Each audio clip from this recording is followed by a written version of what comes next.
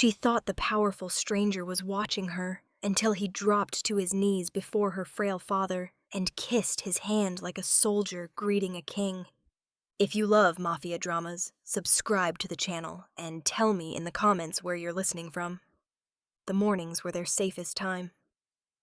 Elena Romano liked the park just after sunrise, when the air still carried the softness of dawn, and the city hadn't fully remembered its noise. The rehabilitation center sat across the street, a square brick building softened by climbing ivy and hopeful banners about recovery and progress. She pushed her father's wheelchair along the paved path slowly, careful to avoid the cracks that made the wheels jolt. "Too fast?" she asked gently. Giovanni Romano gave the faintest shake of his head. His hands rested on the blanket across his lap, thin now, veins visible beneath papered skin. Age had taken his strength, and the stroke last winter had taken most of his independence. But not his eyes. His eyes were still sharp. "I remember when this park was smaller," he murmured, his voice gravelly but steady. "Before they added the fountain." Elena smiled faintly. "That was 20 years ago, Papa. Feels like yesterday." She adjusted the scarf around his neck as a breeze rolled through the trees. The leaves trembled, scattering thin shadows across the pavement. For the past 8 months, this had been their routine. Morning therapy at the center, a slow walk through the park, coffee from the small kiosk near the entrance, one for her, warm milk for him. Then back to their modest apartment on the 3rd floor of a building without an elevator, where she would carefully maneuver the wheelchair up the ramp the landlord had finally agreed to install. Their world had become small, contained, manageable, and Elena preferred it that way. She worked part-time from home now, editing medical transcripts while keeping an ear open in case her father needed anything. The life she'd imagined in her 20s, travel, relationships, spontaneous weekends, had narrowed into responsibility. But she didn't resent it. Giovanni had raised her alone after her mother passed. He had been strict, disciplined, sometimes distant, but steady. He had worked long hours in construction, hands calloused and back bent, never complaining. She had never once seen him ask for help, until the day he couldn't stand on his own. "Cold?" she asked again as they paused near the fountain. "No," he said quietly, though his hands trembled slightly. She knelt in front of him anyway, adjusting the blanket more securely. His fingers brushed her wrist, brief, grateful. "You do too much," he muttered. "I do what needs to be done." His gaze softened. "You should be living." "I am living." He didn't argue, but something unreadable passed through his expression. The park began to fill slowly. Joggers with earbuds, an elderly couple feeding pigeons, a mother pushing a stroller. Normal life unfolding in quiet rhythm. Elena stood behind the wheelchair again and resumed their slow path along the tree-lined walkway. She didn't notice the black cars at first. They pulled up along the curb near the far entrance, sleek, polished, out of place against the modest surroundings. Engines cut smoothly, doors opened in coordinated sequence. It wasn't loud, it wasn't chaotic, but it was noticeable. Elena felt the shift before she fully understood it. The subtle pause in conversations, the way joggers slowed, the way the mother with the stroller instinctively stepped aside. She didn't turn immediately. She had learned something over the years about drawing attention. Sometimes ignoring it was safer. But Giovanni did. His body stiffened beneath her hands. She felt it. "Papa?" she asked quietly. His eyes were no longer focused on the fountain. They were fixed across the park. Elena followed his gaze. A man stepped out from the center vehicle. Tall, dark suit tailored with effortless precision. No visible insignia, no obvious display of wealth, but authority radiated from him in quiet waves. He wasn't young, but not old either. Early 40s, perhaps. Controlled posture, measured movements. The men who stepped out behind him positioned themselves without appearing aggressive, casual, watchful. Elena's stomach tightened. She assumed briefly that he was looking at her. It wouldn't have been the first time a powerful man's attention lingered too long. But his gaze never shifted in her direction. It remained fixed on the wheelchair. On her father. Giovanni's fingers gripped the edge of the blanket. Not in fear, in recognition. "Elena," he murmured, his voice thinner than before. Yes? But he wasn't speaking to her. He was whispering a name under his breath, one she had never heard before, a name that didn't belong to the quiet life they had built. The man across the park began walking toward them, and for the first time in years, Elena realized something unsettling. Her father's past might not be as simple as she believed. The sound came first. Not loud, not aggressive. Just the low, synchronized hum of engines too refined for this neighborhood. Elena's hands tightened instinctively on the handles of her father's wheelchair as 3 black vehicles rolled slowly along the curb bordering the park. They weren't flashy, but they didn't belong here. Polished, darkened windows. Precision in the way they stopped, evenly spaced, deliberate. Morning conversations thinned into silence. A jogger slowed mid-stride. The elderly couple feeding pigeons straightened. Elena felt it before she fully processed it. The shift in air, the way attention bent towards something without anyone meaning to stare. The engines cut simultaneously. Doors opened. Men stepped out first. Suits tailored but understated. Earpieces barely visible.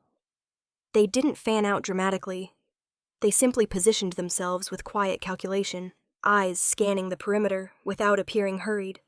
Professional. Disciplined. Dangerous. Elena swallowed and forced herself not to react. This wasn't her world. She pushed her father's wheelchair a little farther down the path, pretending the scene unfolding near the entrance had nothing to do with them. But Giovanni had gone still. Not stiff in fear. Still in recognition. She felt it in the subtle tension beneath her palms. "Papa?" she murmured. He didn't answer. His gaze was locked forward. The rear door of the center vehicle opened last. The man who stepped out did not rush. He adjusted his jacket once, a dark suit that fit him like it had been built for him alone. No tie, crisp white shirt, collar open just enough to suggest control rather than formality. His hair was dark, cut clean. His posture was upright, measured. He didn't look around like a man impressed by his own presence. He looked like a man accustomed to being obeyed. Elena felt her pulse tick upward. For a fleeting, uncomfortable second, she thought he was staring at her. She was used to attention, not because she sought it, but because caregiving in public spaces often drew looks. A young woman pushing an elderly man in a wheelchair sometimes became an unspoken story for strangers. She lifted her chin slightly, protective. But his gaze never landed on her face. It moved past her, past the trees, past the fountain, and stopped. On her father. A subtle, almost imperceptible change crossed his expression. Not surprise. Recognition. The kind that runs deep. Giovanni's breath caught audibly. "Elena," he said again, this time firmer. She stepped closer to him instinctively, positioning herself slightly between her father and the approaching man. The suited men fanned out along the park's perimeter, careful not to draw attention, but making their presence unmistakable. They weren't blocking exits. They weren't touching anyone. They were controlling space. The man in the dark suit began walking toward them. Each step was deliberate, measured, not hurried. He wasn't performing. He wasn't trying to intimidate. He didn't need to. Elena's heart hammered against her ribs. "Do you know him?" she whispered without taking her eyes off the stranger. Giovanni's voice, when it came, was softer than she had heard in years. "Yes." The word chilled her. The distance between them closed. Up close, the man looked even more controlled, lines of experience around his eyes, a composure that suggested he had seen violence and chosen discipline over chaos. He stopped a few feet away. For a moment, no one spoke. The park seemed to hold its breath. Then the man's gaze softened in a way that didn't match the sharpness of his presence. "Capo Romano," he said quietly.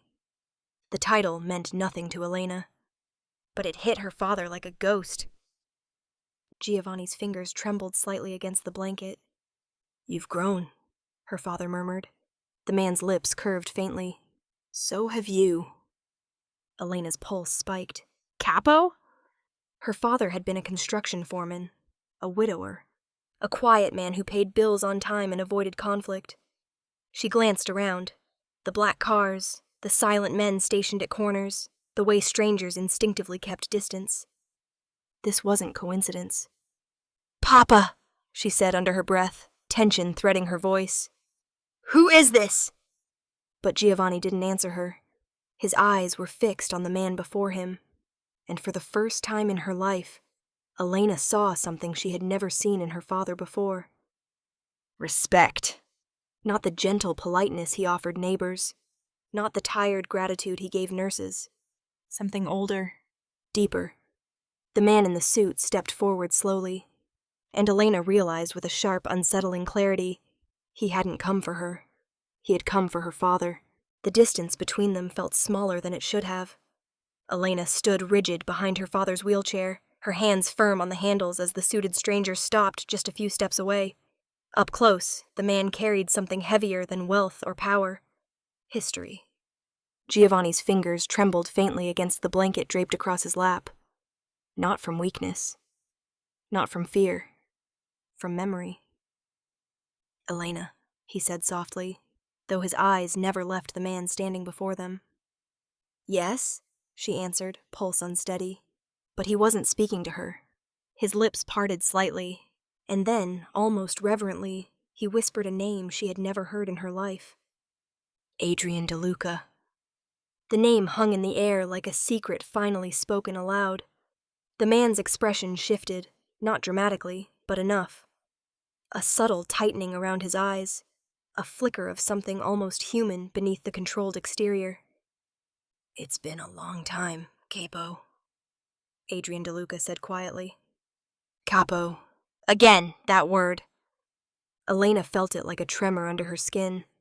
Her father had never been Capo anything. He had been Papa. The man who packed her school lunches in brown paper bags. The man who showed up late to parent-teacher conferences because work ran long. The man who fell asleep on the couch watching old westerns. Not this. Not whatever this was. Giovanni's gaze sharpened despite the years that had softened his body. "You were a boy," he murmured. "And you were my commander," Adrien replied evenly. Commander? The word landed heavier than the last. Elena's heart pounded louder in her ears. Her father had commanded something. The park no longer felt open and safe. It felt like a stage, every passerby unknowingly witnessing something they didn't understand. "Why are you here?" Giovanni asked, his voice steadier now. "I heard you were in the city," Adrien said. "I had to see for myself." Elena finally stepped slightly to the side, positioning herself more directly in front of her father. "See for yourself what?" she demanded. Adrien's gaze shifted to her then for the first time. It was not dismissive. It was assessing. "You must be Elena," he said calmly. Her stomach tightened. He knew her name. "I don't believe we've met," she replied carefully. "No," he said, "but I know who you are." The men stationed near the cars remained motionless, their presence a quiet perimeter. The jogger from earlier had long since disappeared. The elderly couple had relocated to the opposite end of the fountain. The world was still moving. But not here. Giovanni exhaled slowly, as if releasing something he had held inside for decades. "You shouldn't have come," he said to Adrien. "I owed you respect," Adrien answered. Owed. The word pulsed in Elena's mind. Owed him for what? She pressed. Neither man responded immediately. Giovanni's gaze drifted briefly to the trees overhead, sunlight filtering through leaves in fractured patterns. "I left that life," he said quietly. Adrien inclined his head slightly. "I know." "I walked away." "Yes." "Then let it stay buried." Adrien's expression hardened, not in defiance but in truth. "It was never buried," he said. The tension in the air sharpened. Elena felt it in her chest. "Papa," she said, her voice tighter now. "What life?" Giovanni finally looked at her, and for the first time she saw something that unsettled her more than the black cars or the silent men. Regret. Not for what he had done, for what he had hidden. "There are parts of my past," he said carefully, "that I did not want following you." "Following me?" she echoed. Adrien's jaw flexed subtly. "You were the reason he left," he said quietly. Elena blinked. Left what? Left who? Giovanni's hand tightened over the blanket. "Enough," he murmured. But it wasn't enough. Not anymore. "Elena," Giovanni said softly, eyes holding hers now. "There was a time when men followed my orders." The statement felt unreal. "You were a foreman," she said instinctively. A faint, almost sad smile touched his lips. "I was more than that." The world tilted slightly. Adrien stepped forward one measured pace. "You saved my life," he said, addressing Giovanni directly. "And then you disappeared." Giovanni's eyes darkened with memory. "I chose my daughter." The words landed like a quiet confession. Elena's breath caught. Chose her over what? Over whom? Over power? Over violence? Over a throne she never knew existed? "Adrien De Luca," Giovanni repeated softly, this time not as a whisper, but as acknowledgement. There was recognition there, and something close to regret. Not regret for walking away, but regret for knowing that the past had finally found them again. Elena felt the weight of it settle. Her father had not simply been a quiet construction worker. He had been someone men like Adrien De Luca still called Capo, and whatever that meant, it wasn't small. The park breeze stirred again, carrying the faint scent of fountain water and cut grass. Normal life continued beyond the perimeter of black cars and controlled men. But Elena understood something now with quiet certainty. The life she thought she knew had cracks in it. And through those cracks, a name from the past had stepped forward. Adrien De Luca. And nothing about that name felt accidental. The park had grown unnaturally quiet. Not silent. Children still laughed near the fountain. A dog barked in the distance.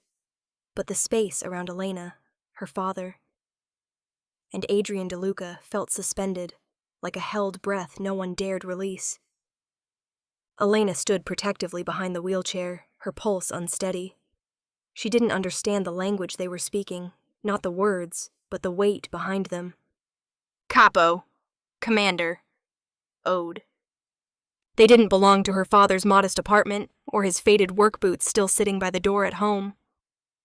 Adrien studied Giovanni for a long moment. There was no arrogance in his posture. No performance, just assessment, and something deeper. "You walked away without asking permission," Adrien said quietly. Giovanni's chin lifted slightly. "I did not need permission." A faint flicker of something like pride passed through Adrien's expression. "No," he agreed. "You didn't." Elena watched the exchange like someone standing outside her own life. "Papa," she said under her breath, unable to hold back any longer. "What is this?" Giovanni didn't answer her. Instead, his gaze remained steady on the man in front of him. "You built something powerful," Giovanni said, voice gravelly but firm. "I see it." "I built what you taught me," Adrien replied. The words struck Elena harder than she expected. Taught him? Her father had taught this man, this clearly dangerous, clearly powerful man, something that shaped whatever empire those black cars represented. Adrien took one slow step forward. His men stiffened slightly at the perimeter, not intervening, but alert. Elena instinctively shifted again, ready to position herself between them. Then Adrien did something she never would have predicted. He removed his jacket. It was a small movement, precise, deliberate. He handed it to one of the suited men behind him without looking back. Then he stepped closer to the wheelchair, close enough that Elena could see the faint scar near his temple.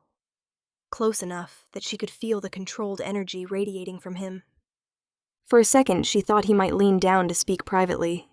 Instead, he lowered himself. Not casually, not carelessly. He bent one knee toward the ground. The polished leather of his shoe touched the pavement.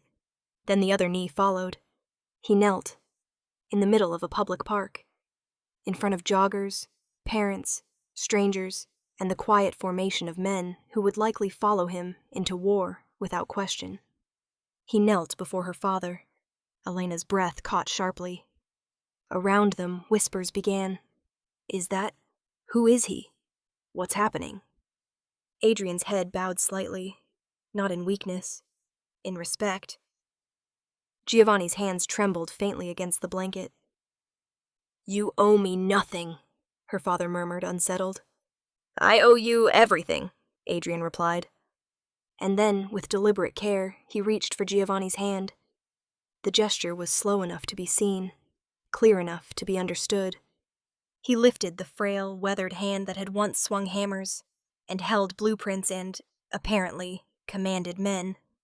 He pressed his lips to it, not theatrically, not for spectacle, but with a reverence that made Elena's chest tighten painfully. It wasn't a criminal salute. It wasn't intimidation. It was loyalty. Deep, old, unshaken. The park reacted in quiet shock. A mother pulling a stroller stopped mid-step.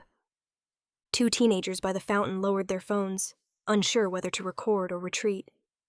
Even the suited men stationed along the walkway shifted subtly, not in alarm, but in acknowledgement of what they were witnessing.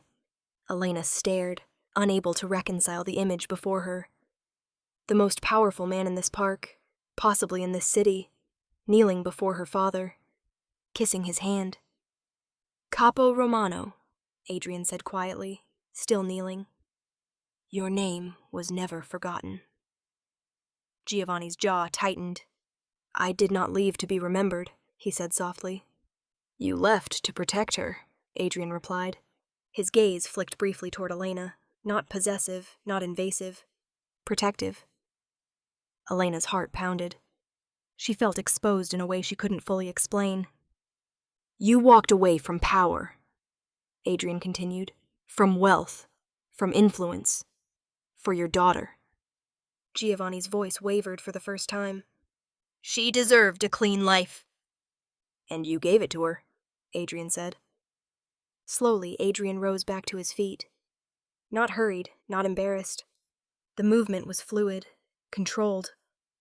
But something had shifted in the air. Elena felt it. The balance of perception. The whispers had quieted, replaced by something closer to awe. Her father wasn't just an old man in a wheelchair. He was someone whose name carried weight in places she had never seen. She stepped closer to Giovanni, her hand resting on his shoulder. Papa, she said softly, almost pleading now. What did you walk away from? Giovanni didn't look at her immediately. His eyes followed Adrien as he stepped back into place, not retreating, but giving space. I walked away from a throne built on blood, he said at last.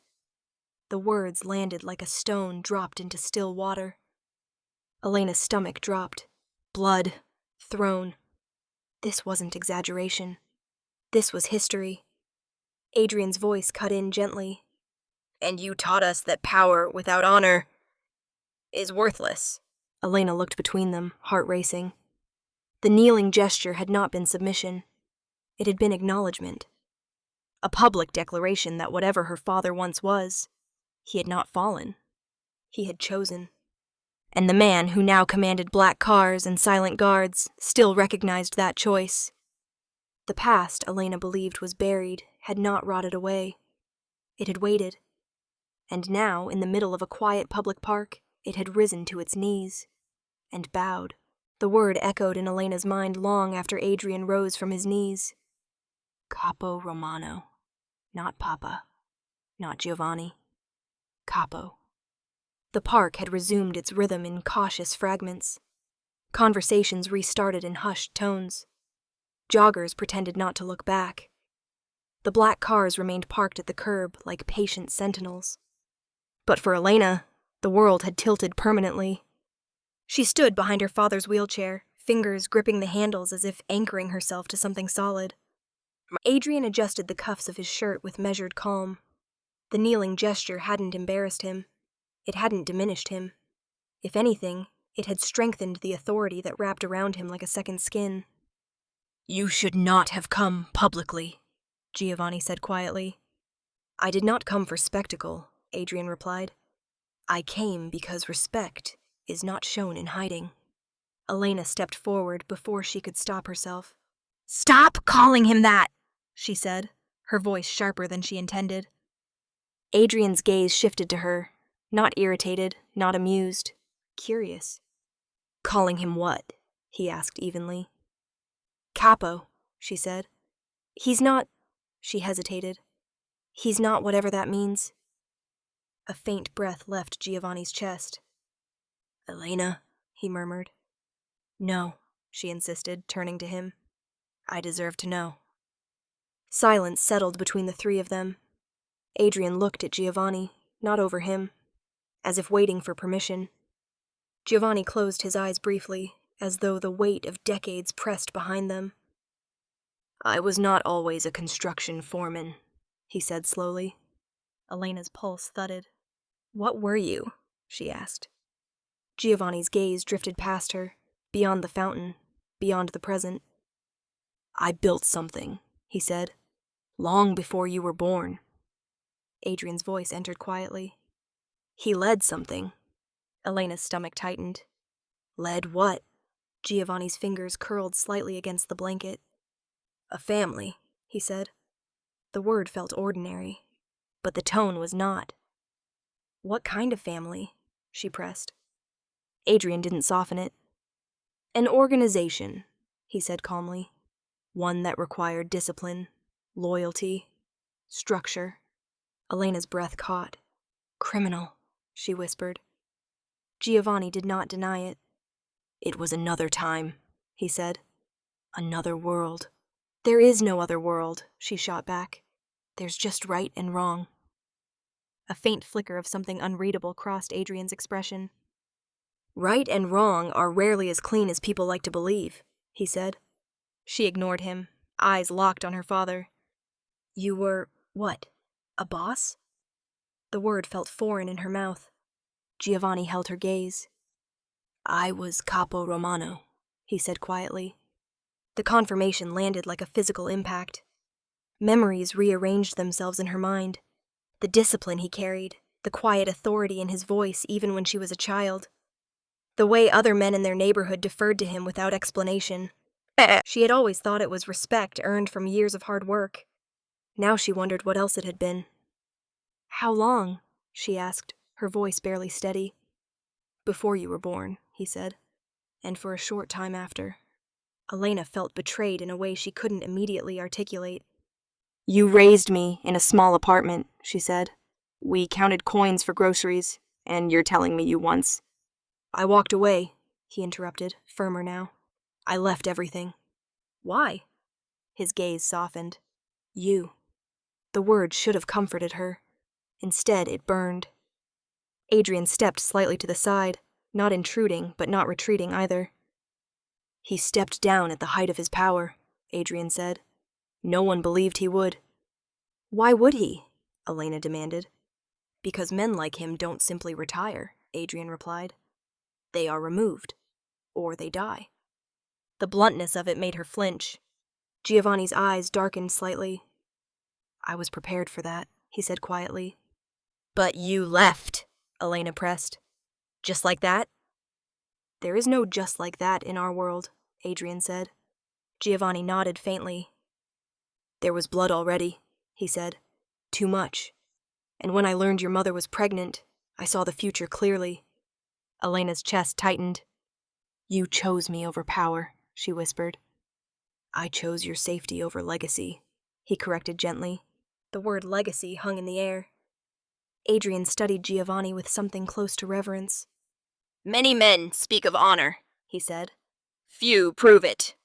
Elena turned to him sharply. "And what are you proving right now?" "That his name still carries weight," Adrien replied evenly, and that those who remember him do so with respect. She glanced at the men near the cars, disciplined, silent, waiting for a signal that might never come. "You're still part of that world," she said to Adrien. "Yes, and you're calling him Capo like he never left." "He will always be Capo Romano to those who followed him," Adrien said calmly. Elena looked back at her father, the frail man in the wheelchair, the man who struggled to hold a coffee cup steady in the mornings, the man who had hidden an empire behind work boots and pay stubs. "You were powerful," she said, disbelief threading through her voice. Giovanni didn't smile. "Power is loud," he said softly. "Leaving it is louder." The words sank deep. The life she believed was simple had never been simple. Her father had not been small. He had stepped away from something immense. And now, standing in the morning light of a public park, with black cars waiting and men in suits holding silent formation, Elena understood something she never expected. Her father had once ruled. And even in a wheelchair, even stripped of titles and territory, his rank had not disappeared. It had only gone quiet. Elena didn't speak again until they were back inside the rehabilitation center. The automatic doors slid shut behind them, muting the park, the black cars, the silent formation of men who had watched their every movement. Adrien had not followed them inside. He had inclined his head once, respectful, restrained, and remained where he stood, as if he understood that what needed to happen next did not belong to him. The hallway smelled faintly of disinfectant and overcooked vegetables from the cafeteria downstairs. Familiar. Safe. Or at least it had felt that way an hour ago. Elena pushed her father's wheelchair into the small private therapy room they sometimes used when he tired easily. She closed the door behind them. The click of the latch sounded louder than it should have. For a moment, neither of them spoke. Giovanni's reflection in the narrow window looked older than she remembered, not just in body, but in weight. As if the past she had just glimpsed pressed visibly against him now. "You lied to me," she said finally. Her voice wasn't raised. It didn't need to be. Giovanni inhaled slowly. "I did not lie," he said. "I omitted." "That's the same thing." He didn't argue that. Elena stepped in front of him, arms folded tightly across her chest to keep her hands from shaking. "You let me believe we were poor because that was just how life was," she said. "You worked double shifts. You told me money didn't matter. You told me we didn't need more." Her throat tightened. "And now I find out you once had power, influence, men who kneel in public parks." Giovanni's eyes held hers steadily. "Yes." The calmness of it infuriated her. "Why?" she demanded. "Why did we struggle if you didn't have to?"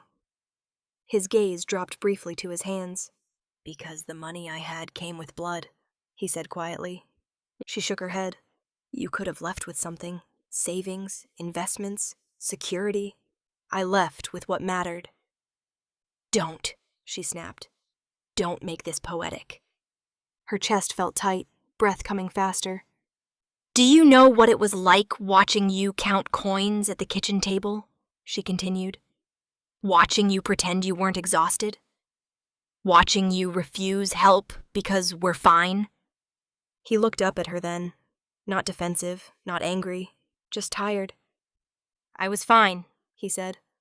"I wasn't," she shot back. The words hung heavier than she expected. Giovanni's expression shifted. "You think I wanted you worrying about rent at 18? She pressed. "You think I didn't notice the other girls had cars while I took the bus? You think I didn't hear the whispers when Mom died, and you suddenly had nothing?" "I had you," he said softly. "That's not the point." Her voice cracked despite herself. "The point is you had something before me. Something powerful. And you walked away without telling me what it cost." Silence stretched between them. Giovanni's jaw tightened faintly. "You were not supposed to carry that," he said. "I'm carrying it now." The truth of that landed between them like broken glass. Elena paced once across the small room, then back. "Was it really about protecting me?" she asked quietly. Or was it guilt? His eyes sharpened slightly. I do not regret leaving. That's not what I asked. He studied her for a long moment. There were things I did, he said slowly, that I would not allow near you. The weight in his tone silenced her for a second. What things? She asked. Orders, he said. Decisions. The air felt thinner. You had men killed, she whispered. Giovanni did not look away. Yes. The admission landed harder than any raised voice. Elena stepped back as if distance could soften it. And you thought you could just step out of that? Like it never happened? I could not undo it, he replied calmly. But I could stop adding to it. Her anger faltered, replaced briefly by something else. Grief. For who? She asked quietly. For myself, he said. And for you. She swallowed hard. Adrien said you left at the height of your power. I did. Why then? Giovanni's gaze drifted toward the window, toward the world beyond the quiet therapy room. Because the day I held you in my arms, he said softly, I realized I had built something that would one day ask me to choose. Choose what? Between loyalty to men who would never stop fighting, and loyalty to a child who deserved peace. Elena felt the fight drain slightly from her shoulders. You could have told me, she whispered. And what would I have said? He asked gently. That your father once ruled through fear? That men still remember my name for reasons you would not be proud of? Her eyes stung. I would have rather known the truth than lived a lie. He considered that. Perhaps, he said quietly, but I wanted your life to be clean, untouched by the shadow of mine. Elena looked at him, really looked at him. The tremor in his hands, the lines around his mouth, the quiet strength that had once commanded something vast. You gave up everything, she said. I gave up power, he corrected, and replaced it with struggle. I replaced it with you. Her breath hitched. Anger still simmered beneath her ribs, but it was no longer sharp. It was complicated. You don't get to decide what I can handle, she said softly. No, he agreed, but I decided what I could live with. Silence settled again. Outside the door, a nurse's footsteps passed. A distant announcement echoed faintly over the intercom. Life continuing. Elena stepped closer to him. You don't get to protect me from the truth anymore, she said. Giovanni nodded once. No, he said quietly. I don't. And for the first time since the black cars arrived, the anger in her chest began to shift. Not into forgiveness, not yet, but into understanding. The life she had known was built on sacrifice. She just hadn't known how much. Adrien was still there when Elena stepped back outside. The black cars hadn't moved. The men remained positioned with the same disciplined patience, as if time functioned differently around them. The park had resumed its usual rhythm, but there was a careful distance maintained around the stretch of pavement where everything had shifted. Giovanni's wheelchair rolled slowly beside her, the quiet hum of its wheels louder than the birds overhead. Adrien stepped forward as they approached, dismissing two of his men with a subtle tilt of his head. They retreated several paces, far enough to give space, close enough to respond if needed. This conversation is not for an audience, Adrien said calmly. Elena folded her arms instinctively. It should have been a conversation years ago, she replied. Giovanni exhaled faintly. Enough, Elena. No, she said softly, though her voice had lost its sharp edge. Not enough. Adrien studied her for a long moment. There was no condescension in his gaze, no dismissal, only assessment. You deserve clarity, he said at last. Giovanni's jaw tightened. It is not necessary, he murmured. It is, Adrien replied quietly. The wind shifted through the trees, scattering dry leaves across the walkway. Your father did not simply walk away, Adrien began. He walked away after breaking every rule that kept him alive. Elena's heart thudded once, hard. What does that mean? She asked. It means, Adrien continued evenly, that decades ago, when I was barely more than a soldier in his ranks, there was a decision to be made. Giovanni's gaze darkened slightly. Adrien, he warned, but Adrien did not stop. There was an internal betrayal, he said. One of our own made a deal with men outside the family. Money in exchange for information. Names, roots, meetings. Elena felt the words like pieces of a foreign language she was only beginning to understand. And you? She asked quietly. I was young, Adrien said. Ambitious, visible. A threat, Giovanni muttered. Yes, Adrien agreed. The traitor planned to remove you? Elena asked. Adrien nodded once. It was arranged to look like an external hit. Clean, efficient. Elena's breath caught. And Papa? Your father discovered it hours before it happened, Adrien said. Giovanni's hands rested tightly against the blanket on his lap. He brought the evidence to the table, Adrien continued. He exposed the betrayal publicly. That's what leaders do, Giovanni said quietly. That is not all you did, Adrien replied. Silence pressed between them. Elena, Adrien said gently, your father stood between me and a gun. The world narrowed. He stepped in front of it, Adrien continued. He took the shot in his shoulder instead. Elena's eyes snapped to her father. You were shot? She whispered. Giovanni didn't meet her gaze immediately. It was a long time ago, he said. The simplicity of it felt unbearable. He survived, Adrien continued. And the traitor did not. Elena swallowed hard. You saved him, she said quietly.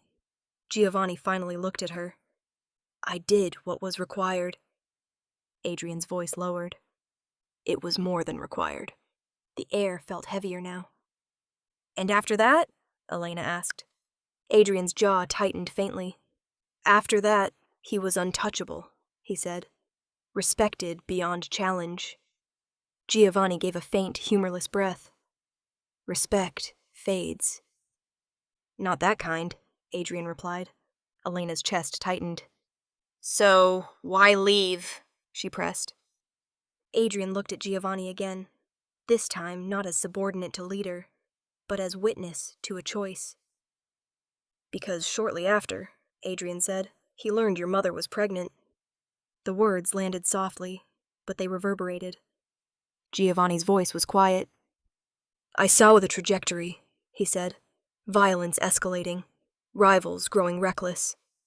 I had already survived one betrayal. I would not gamble with a child. So you stepped down, Elena whispered. There is no stepping down, Adrien corrected gently. There is only removal. Elena's gaze sharpened. You tried to stop him. I tried to convince him, Adrien said. A leader abandoning power invites instability. Giovanni's eyes were steady. I did not abandon it, he said. I transferred it. To you, Elena said, looking at Adrien. Adrien inclined his head once. He walked away from an empire, Adrien said quietly, and he left it to me under one condition. Elena's breath hitched. What condition? That no one would follow him, Adrien replied. No retaliation, no pressure. His name would not be used to draw him back. Giovanni's fingers tightened faintly. I made it clear, he said. If anyone so much as approached my family, there would be consequences. And there would have been, Adrien added. Elena felt something shift in her chest. So you owe him, she said. Adrien's gaze held hers. I owe him my life, he said plainly, and the stability of everything that came after. The weight of that settled heavily. You knelt, she murmured, remembering the image. Yes. In public. Yes. Why? Adrien's voice softened slightly. Because there are debts that are not repaid with money, only with respect. Elena looked down at her father, the man who had once stood in front of a gun, the man who had handed away power to protect a child not yet born. You left because of me, she said quietly. Giovanni's gaze met hers. I left because I finally understood what mattered. The black cars idled silently in the background. The men in suits waited without impatience. Elena exhaled slowly. The past wasn't just violence. It was sacrifice. And for the first time, she saw the shape of it clearly. Her father had not simply hidden a life. He had given it up. The city moved faster than memory. By nightfall, the story had already begun to circulate. Not on the news, not on social media, but in quieter places, back rooms above restaurants, private clubs where men spoke softly over expensive whiskey, offices where windows were tinted darker than necessary. Capo Romano had been seen, publicly, alive. Elena felt it before Adrien confirmed it. The air outside their apartment building felt different that evening, heavier, watchful. She pushed her father's wheelchair up the ramp slowly, glancing once toward the street where unfamiliar cars idled longer than usual before moving on. Inside, she locked the door twice. Giovanni said nothing. He didn't need to. Adrien arrived an hour later, not with a convoy this time, but with one vehicle and 2 men who remained downstairs. He stood in their modest living room, looking out of place among worn furniture and faded photographs. They know, he said calmly. Elena crossed her arms. Who? Those who once competed with him, Adrien replied. Giovanni's expression didn't change. It was inevitable, he said. Perhaps, Adrien agreed. But speed matters. Elena felt irritation spark again. You knelt in a public park, she said. What did you expect? Adrien's gaze shifted to her, steady. I expected respect, he said. I did not expect discretion. She didn't like the implication. So this is my fault? It is no one's fault, Giovanni said quietly. It is consequence. The word settled heavily. Adrien stepped closer to the small dining table, placing his phone down deliberately. Within 3 hours of this morning, he said, 2 calls were placed between families who have not spoken in years. Elena's pulse quickened. What families? Men who remember your father not as a retired foreman, Adrien replied, but as a man who once controlled territory they would now prefer uncontested. The room felt smaller. They think he wants to come back? She asked incredulously. They think his presence signals something, Adrien said. Giovanni gave a faint breath. Fools, he muttered. Perhaps, Adrien replied, but cautious fools are still dangerous. Elena walked to the window and parted the curtain slightly. A car sat across the street. Engine running, lights off. Her stomach tightened. That car wasn't there this morning, she said. Adrien didn't look surprised. It has been rotating every 30 minutes, he replied. And you didn't think to tell me? I did not want to alarm you prematurely. She turned sharply. Prematurely? Giovanni raised a hand gently. Elena. No, she said, her voice tightening.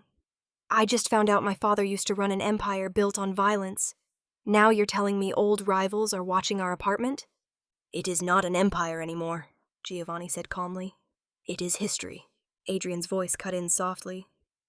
History has a way of resurfacing when it smells weakness. Elena's breath hitched. Weakness?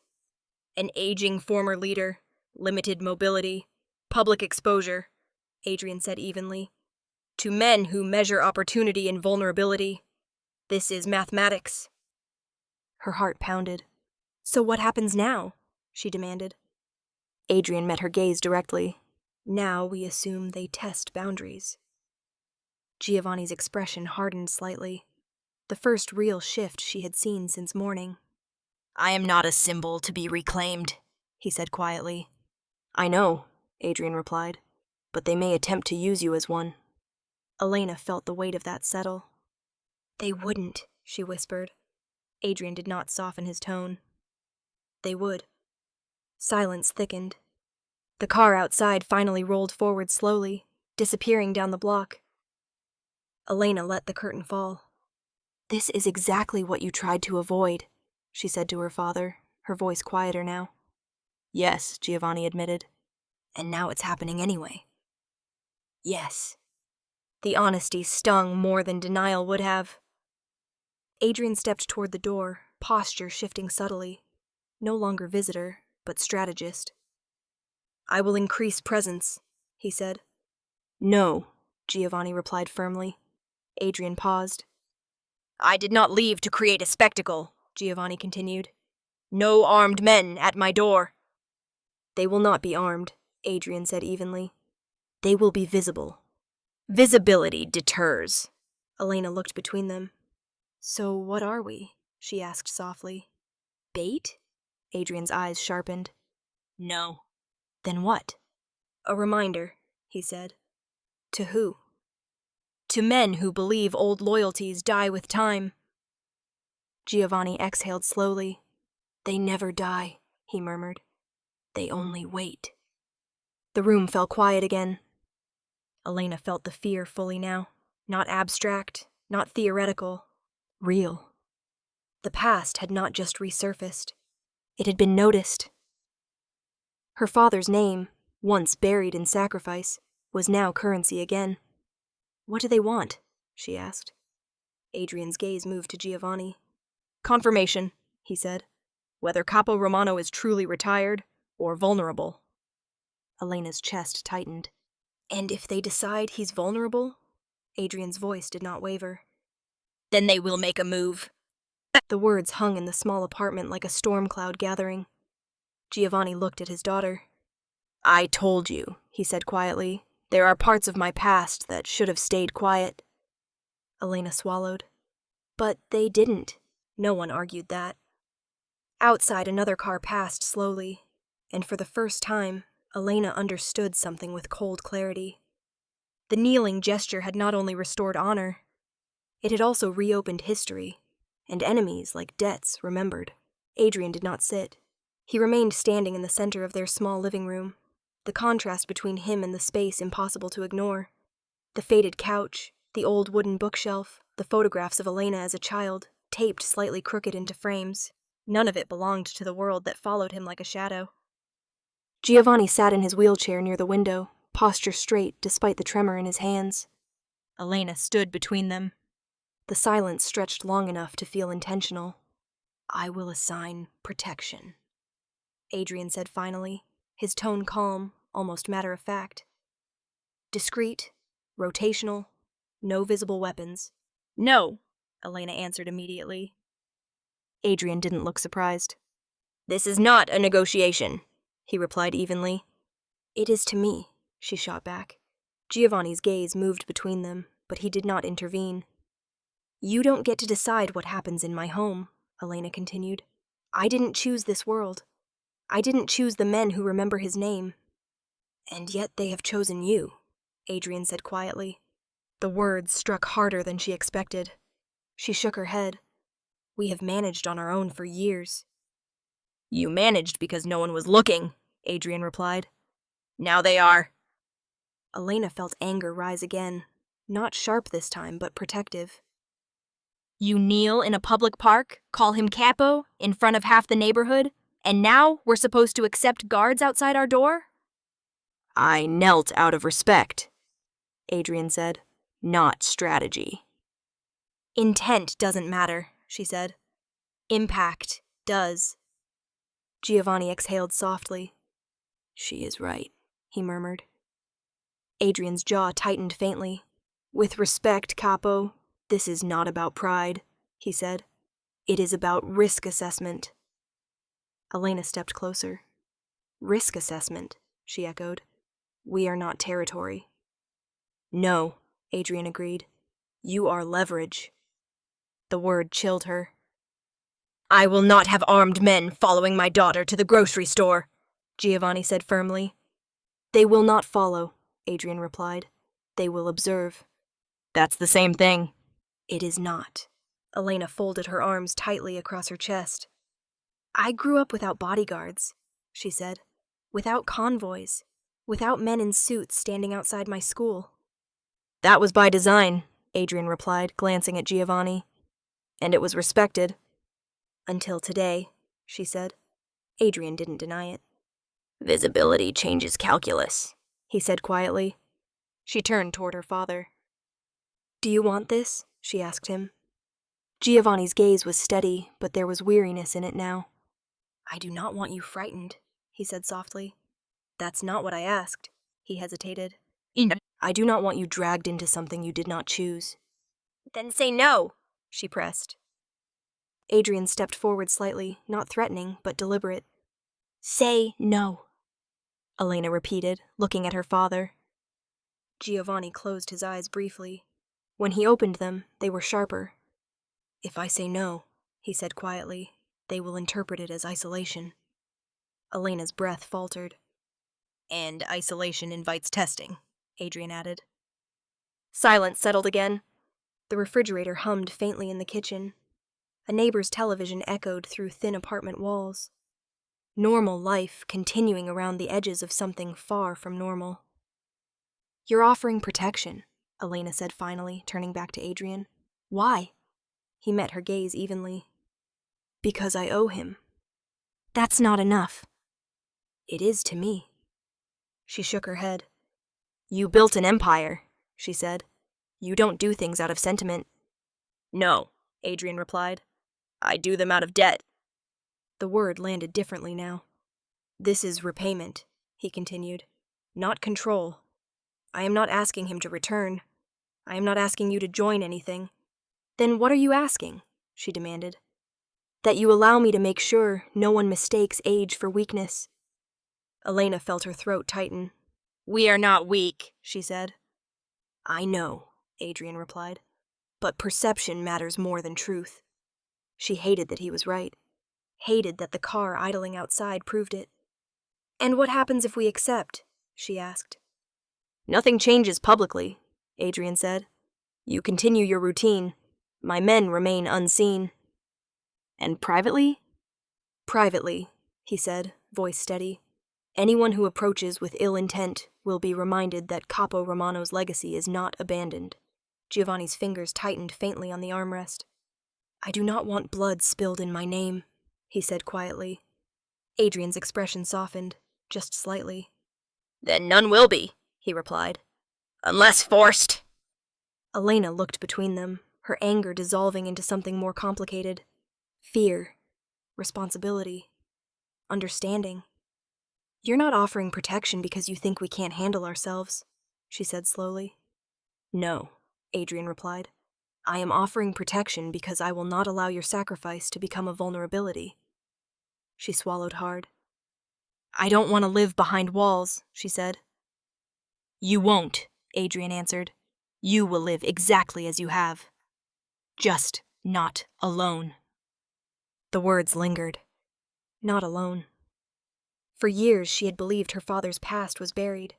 Now she understood something she hadn't wanted to admit. Buried things could still cast shadows. And if I say no? She asked one last time. Adrien held her gaze. Then I will respect it, he said calmly. And I will still watch from a distance. The honesty unsettled her more than pressure would have. She looked at her father. His eyes were tired, but steady. We cannot outrun memory, Giovanni said softly. Elena exhaled slowly. She didn't want this world. She didn't choose it. But it had chosen them anyway, and refusing protection would not make it disappear. It would only make them visible without armor. She didn't answer immediately, but she didn't say no again either. The first sign was small enough to dismiss.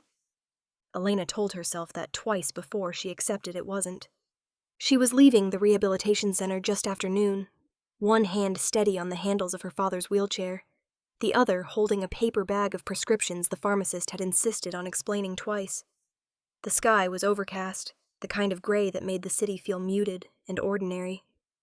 Ordinary felt like a luxury now. Adrien's presence had been discreet for the past 2 days. No visible cars, no men in obvious formation. If someone was watching, they were careful enough not to be seen. Elena had almost convinced herself that maybe the threat had been theoretical, until she heard the click. It was faint, metallic, sharp in a way that didn't belong to traffic noise. She didn't turn immediately. She had learned that much. Instead, she adjusted the blanket over her father's knees and kept walking toward the curb where she usually waited for a rideshare. The second click came half a second later, closer. Her pulse spiked. "Papa," she said quietly, not breaking stride. "Yes?" Giovanni asked, unaware. "Keep looking forward." She angled her peripheral vision carefully. Across the street, partially shielded by a newspaper vending box, a man stood with his phone raised. Not at face level like someone texting, but held steady, angled, pointed at them. Her stomach dropped. The man lowered the phone when she glanced too directly, pretending to check the screen. Casual, unremarkable. But he didn't leave. "Get in the car quickly," she murmured as the rideshare pulled up. The driver seemed unaware of anything unusual. Elena maneuvered the wheelchair with practiced speed, lifting her father carefully and settling him into the passenger seat before folding the chair into the trunk. When she looked up again, the man across the street had moved. Not far, just enough to maintain sight. Her chest tightened. The car pulled away. She didn't exhale until they were 2 blocks down. Giovanni studied her profile. "What happened?" he asked. "Nothing," she lied automatically. He didn't believe her. "Tell me." She hesitated. "There was someone," she said finally, "taking pictures." His jaw tightened faintly. "Of you? Of us?" Silence filled the car. The driver glanced at them in the rearview mirror, sensing tension without understanding it. "Did you see his face?" Giovanni asked. "Yes." "And?" "And he didn't look surprised when I noticed." That was what unsettled her most. It hadn't been clumsy. It hadn't been random. It had been deliberate. When they reached the apartment building, Elena scanned the street before helping her father out of the car. No unfamiliar vehicles idling. No obvious presence. But that didn't mean anything anymore. Inside, she locked the door and reached for her phone. She hesitated only a second before calling Adrien. He answered on the first ring. "Yes." "There was a man outside the rehab center," she said without greeting. "He photographed us." A pause. "How many times?" "At least twice." "Did he approach?" "No." "Description?" She gave it quickly. Height, jacket color, the faint scar near his eyebrow. Adrien was silent long enough to be calculating. "He wasn't one of mine," he said at last. "I assumed." Another pause. "You were alone?" he asked. "Yes." "That was a mistake." Her spine stiffened. "You said this would be discreet." "It is," he replied calmly. "But discretion does not mean absence." "Yet I will not have escorts every time I leave the building," she snapped.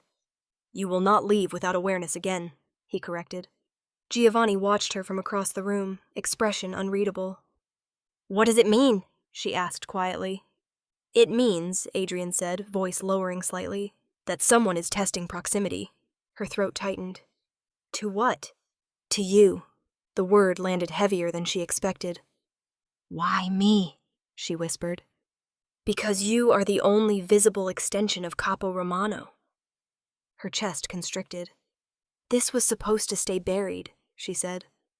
"It was," Adrien replied, "until it was seen." She closed her eyes briefly. The kneeling in the park, the black cars, the recognition, visibility.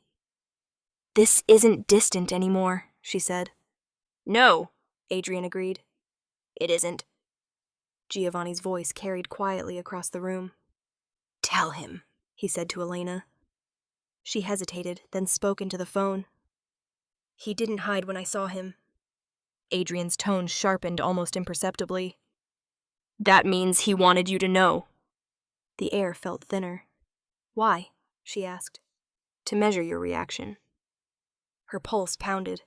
"And what happens now?" "Now," Adrien said evenly, "I make sure he understands the cost of miscalculation." Elena swallowed. "No violence." Silence. "I left that life for a reason," Giovanni said firmly, loud enough for Adrien to hear through the speaker. "And I respect that," Adrien replied. But respect does not equal vulnerability. Elena looked toward the window. The street below looked unchanged. Children rode bikes. A dog barked somewhere in the distance. Normal. But something had shifted permanently. The photograph wasn't random. It was a message. A reminder that the past wasn't a closed chapter. It was watching. And now, it had stepped closer. The apartment felt smaller after the call. Not physically, but emotionally. As if the walls had absorbed the word photograph and were holding it there. Elena stood by the kitchen sink, staring at nothing, her reflection faint in the darkened window.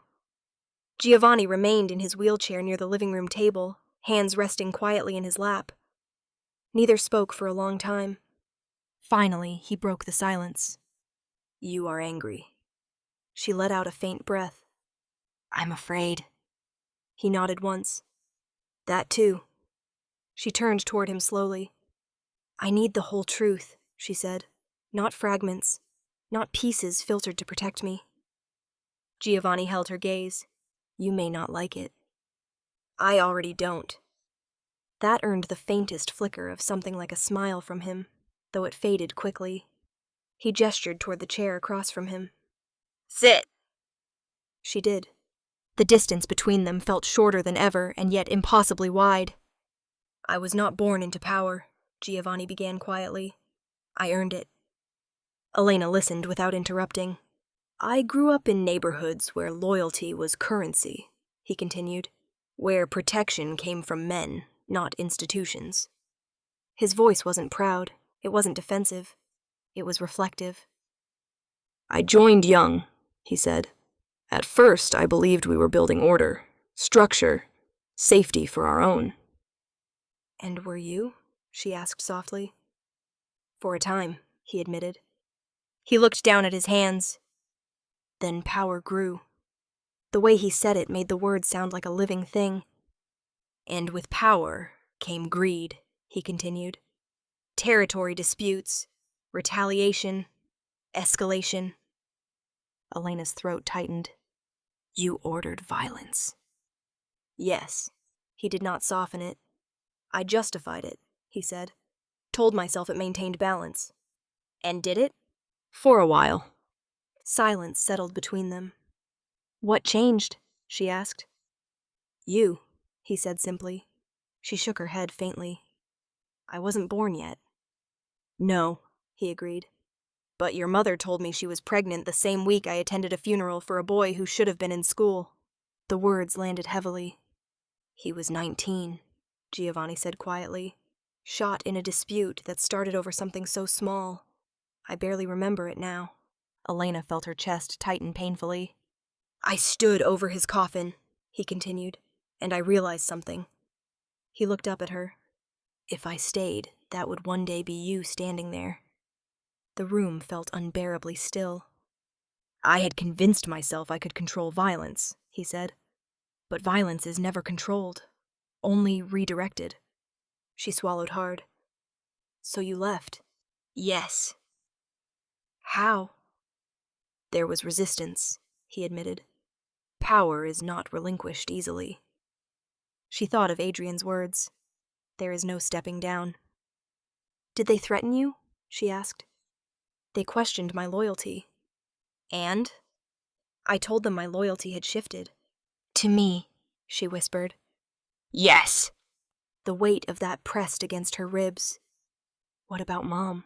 she asked quietly. Giovanni's gaze softened. "She was afraid," he said. "She had always known more than she said. But when she learned she was carrying you, she gave me an ultimatum. Leave or lose us." He nodded once. "I chose to leave before you ever took your first breath." Elena's eyes stung. "You gave up everything," she said. "I gave up power," he corrected gently, "and replaced it with struggle." "With peace," he said. She let out a shaky breath. "We weren't always at peace." "No," he agreed. "But you were never targeted, never used." The word used echoed. "You saw what happened to families," she said. "Yes." His voice lowered further. I saw children become leverage, he said. I saw wives followed, brothers kidnapped. Her stomach turned. I would not allow that for you. The sincerity in his tone stripped away the last layer of her anger. Why didn't you tell me? She asked again, softer now. Because I wanted you to build your identity without shadow, he said, without the weight of my choices shaping yours. And now? Now, he said, the shadow has returned. She looked down at her hands. I feel like I don't know who you are. He held her gaze steadily. I am the same man who made your lunches, he said. The same man who walked you to school. You were also someone else. Yes. Both could be true. That realization hurt more than she expected. Do you regret it? She asked quietly. Leaving? Yes. He didn't hesitate. No. Not for a second. I regret the harm I caused before, he said, but not the life we built after. Tears slid down her cheeks before she could stop them. You thought you were protecting me, she said. I know I was. She studied him, the lines on his face, the tremor in his hands, the quiet steel still visible in his eyes.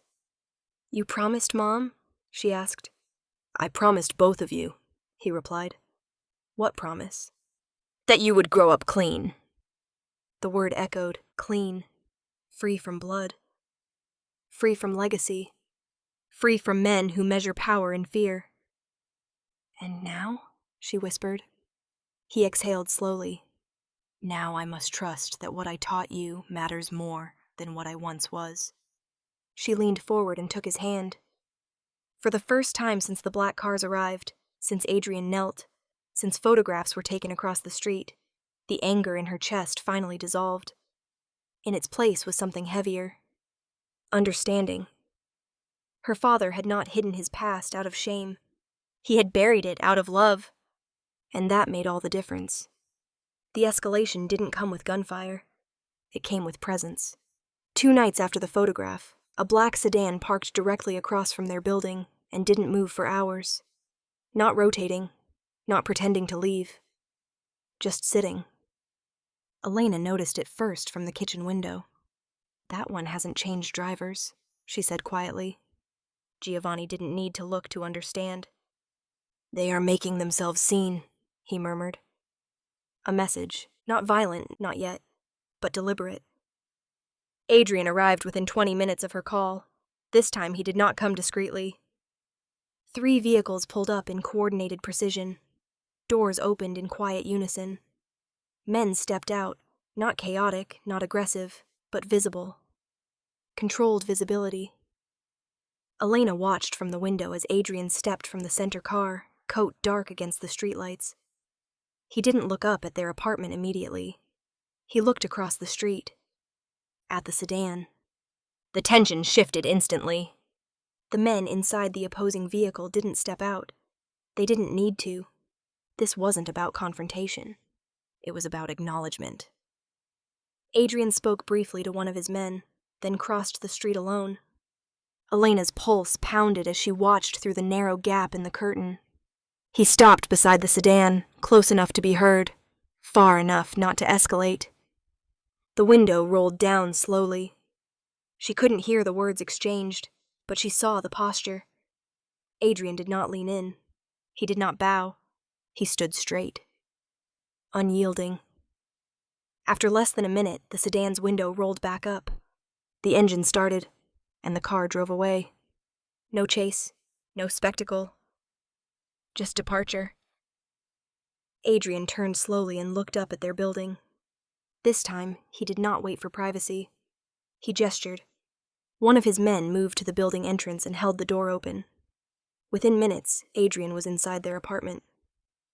This ends tonight, he said calmly. Elena studied his expression. There was no rage there, only decision. They were testing proximity, he continued. They have been reminded. Giovanni's gaze was steady. Reminded how? That Capo Romano is not isolated, Adrien replied. Elena felt something shift in the room. This is about you standing beside him, she said. Yes. Publicly. Yes. Giovanni exhaled softly. You risk drawing more attention. Attention is already drawn, Adrien replied evenly. Silence now would signal weakness. Elena understood that. Visibility had started this. But visibility could also end it. What are you planning? She asked. Adrien met her gaze directly. A dinner. She blinked. A dinner? At a place where old families gather, he said. Neutral ground. Visible. Respectful. Giovanni's jaw tightened faintly. You want me to appear? Yes. I am no longer what I was. That is precisely why you must, Adrien replied. The following evening, Elena pushed her father's wheelchair into a private dining hall she had never known existed. The restaurant was quiet, understated, but the men inside were not ordinary. Eyes followed them as they entered, not hostile, not welcoming, assessing. Adrien walked beside Giovanni, not ahead, not behind, beside. The symbolism was unmistakable. Elena felt the weight of it as they moved through the room. Whispers passed between tables. Capo Romano. He lives. He returns? Adrien stopped at the center of the hall. Conversations quieted. He did not raise his voice. He did not need to. Capo Romano, he said clearly, turning toward Giovanni. Left this life decades ago, with honor. The room stilled. He left to protect what mattered, Adrien continued. That choice remains respected. His gaze moved across the faces in the room. Any attempt to reinterpret his absence as weakness will be corrected. The words were calm, measured, absolute. Giovanni sat upright in his wheelchair, no tremor visible now. Elena saw it then, the shift in perception. Not crime and not fear. Legacy. Men who had once followed him, who had once questioned his departure, now saw something undeniable. He had not been removed. He had not fallen. He had chosen. Adrien placed his hand briefly on the back of Giovanni's chair. Not possessive, not dominant, protective, respectful. A visible alliance. Elena felt something settle inside her. The past wasn't chasing them. It was standing beside them. The room slowly resumed its quiet hum of conversation, but the tone had changed. Less speculative, more certain. As they left, no cars followed, no cameras clicked. Only acknowledgement. Outside, under the soft glow of streetlights, Elena stopped the wheelchair and looked at Adrien. This wasn't about territory, she said softly. No, he replied. It wasn't about reclaiming power. No. It was about protecting his name. Yes. She looked down at her father, the man who had once ruled. The man who had walked away. The man who had chosen her over everything else. For days she had felt like the past was a burden dragging them backward. Now she understood something different. Honor, when carried correctly, could be armor. The past wasn't a threat tonight. It was a shield. And for the first time since the black cars appeared, Elena felt something she hadn't expected. Not fear, not anger, but pride.